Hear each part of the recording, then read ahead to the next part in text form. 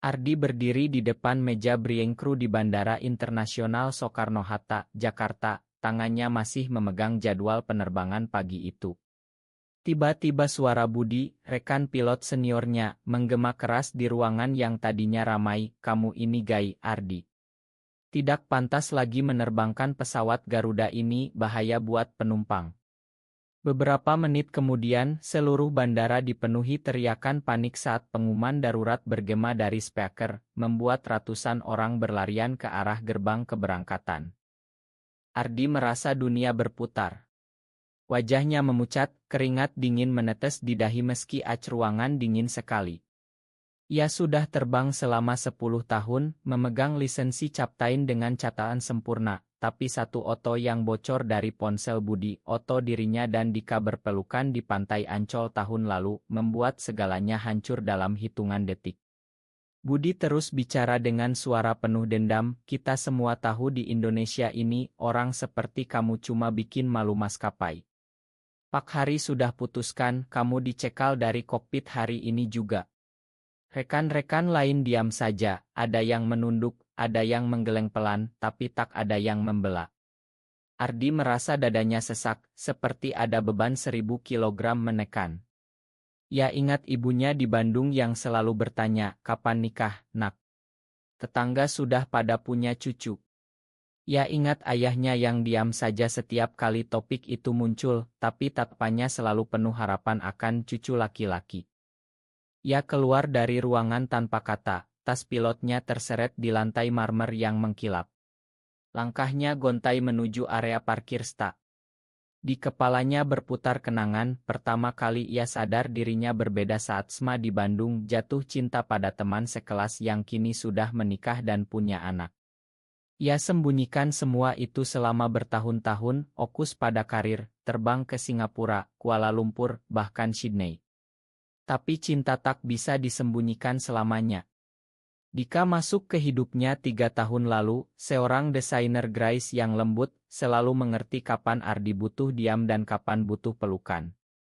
Malam-malam mereka menghabiskan waktu di apartemen kecil di Kemang, bicara tentang mimpi, tentang masa depan yang tak mungkin di Indonesia terbuka lebar. Sekarang semuanya terancam hilang. Ardi duduk di bangku taman bandara, tangan menutup wajah. "Kenapa harus begini?" gumamnya pelan. Ia memikirkan Dika yang sedang menunggu di kai luar bandara, seperti biasa sebelum penerbangan panjang. Bagaimana ia harus bilang bahwa hari ini, karir yang ia bangun dengan keringat dan air mata, lenyap hanya karena siapa dirinya. Angin sore membawa bau atur dan suara mesin pesawat yang lepas landas. Di kejauhan ia mendengar pengumuman lagi, penerbangan GA450 genep mengalami masalah teknis di udara, mohon tetap tenang, tetapi ketenangan sudah tak ada lagi di bandara terbesar Indonesia itu. Ardi berjalan cepat menuju ke tempat Dika biasa menunggu. Dika langsung berdiri saat melihat wajah kekasihnya yang pucat pasi. "Sayang, ada apa? Kamu seperti habis lihat hantu." Dika memeluknya pelan, tak peduli ada orang lewat.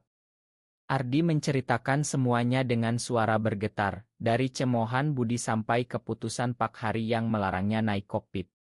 Dika mendengarkan tanpa menyela, tangannya menggenggam tangan Ardi erat.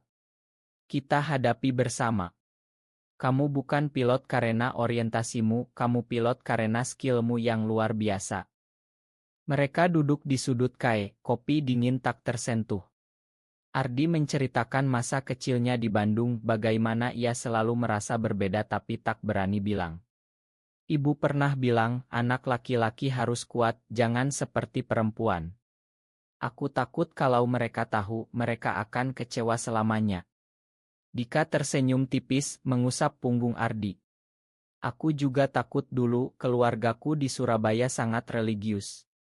Tapi lihat kita sekarang, kita punya satu sama lain. Itu sudah cukup untuk bertahan. Percakapan mereka mengalir ke kenangan manis, liburan ke Bali tahun lalu, di mana mereka berjalan tangan bergandengan di pantai malam hari saat tak ada yang melihat, berbisik rencana masa depan meski tahu sulit. Tapi hari ini, kenyataan menghantam keras. Ardi merasa dirinya gagal sebagai pria, sebagai anak, sebagai pilot. Mungkin memang lebih baik aku berhenti saja. Cari kerja di darat, jauh dari sorotan. Dika menggeleng keras. Jangan menyerah karena orang lain.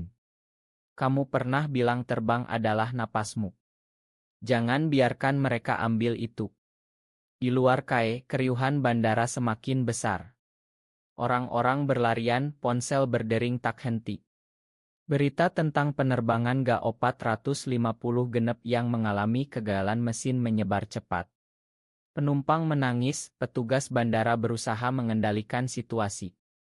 Ardi mendengar nama pesawat itu, pesawat yang seharusnya ia terbangkan pagi ini. Ardi dan Dika berjalan keluar KAE ketika ponsel Ardi berdering.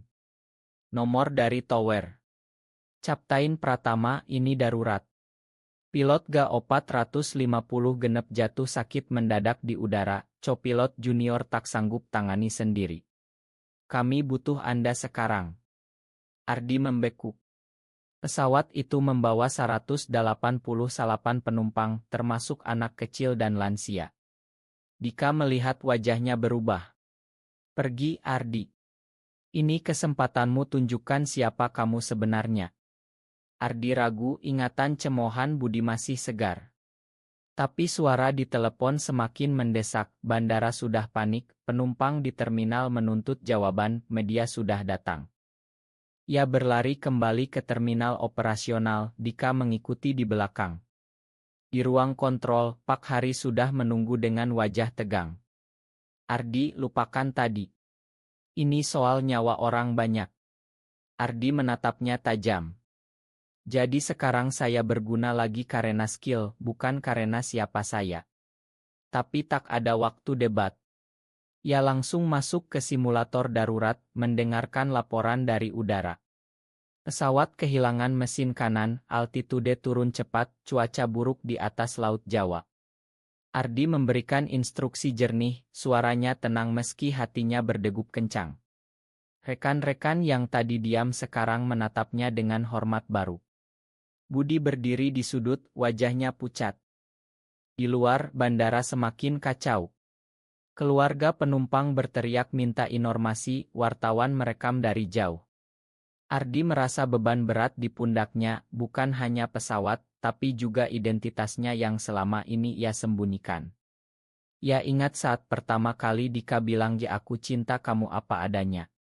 Itu memberi kekuatan. Ia terus bicara di radio, GA450 genep, maintain heading 270, saya akan guide kamu sampai landing aman. Prosedur darurat berjalan ketat. Ardi duduk di kursi komando, mata tak lepas dari layar radar. Suara copilot di udara gemetar, Captain, penumpang mulai panik, ada yang muntah, anak kecil menangis. Ardi menjawab tenang, beritahu mereka kita akan mendarat aman. Fokus pada checklist. Ia ingat pelatihan berjam-jam di simulator, tapi kali ini nyata. Di ruangan semua mata tertuju padanya. Pak Hari berbisik, kamu hebat, Ardi. Ma soal tadi. Ardi tak menjawab, fokus total.